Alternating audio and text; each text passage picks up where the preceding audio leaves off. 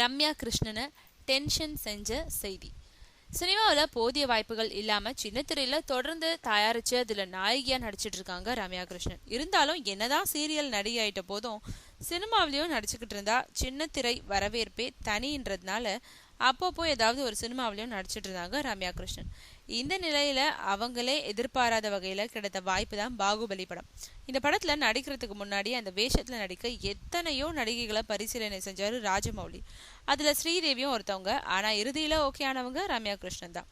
ஏற்கனவே பல படங்கள்ல அதிரடியான வேஷங்கள்ல நடிச்சிருந்த அவங்க இந்த படத்துலயும் தனக்கே உரிய அதிரடி நடிப்பை வெளிப்படுத்தி அந்த கேரக்டரை பேச வச்சாங்க. ஆனா பாகுபலி 2ல திடீர்னு ஸ்ரீதேவி நடிக்க இருக்கிறதா பரவன செய்தி ரம்யா கிருஷ்ணனை ரொம்ப டென்ஷன் பண்ணிடுச்சான். காரணம், அவங்களுக்கு வேண்டப்பட்டவங்க பலர் போன் செஞ்சு பாகுபலி 2ல உங்களுக்கு பதிலாக ஸ்ரீதேவி நடிக்கிறாங்களாமேன்னு கேட்டு அவங்களுக்கு சந்தேகத்தை ஏற்படுத்திட்டாங்களாம். அதை அடுத்து அவங்க ராஜமௌலியை தொடர்பு கொண்டு இதை பத்தி விசாரிச்சாங்களாம். அப்போதான் ஸ்ரீதேவி சான்ஸ் கேட்டாங்க. இல்லைன்னு சொன்னா நல்லா இருக்காதேன்றதுக்காக பார்க்கலாம்னு சொன்னேன். அதை அவங்க பேட்டிகளில் தெரிவிச்சதுனால இப்படி ஒரு செய்தி ஆயிடுச்சு. ஆனா பாகுபலி 2லயும் நீங்க இருக்கீங்க, இதுல எந்தவித மாற்றமும் இல்லைன்னு உறுதிப்படுத்தினாரா ராஜமௌலி. அதையடுத்து தன்னோட அபிமானிகளுக்கு குறுஞ்செய்தி அனுப்பி அவங்களோட குழப்பத்துக்கு முற்றுப்புள்ளி வச்சாங்களாம் ரம்யா கிருஷ்ணன்.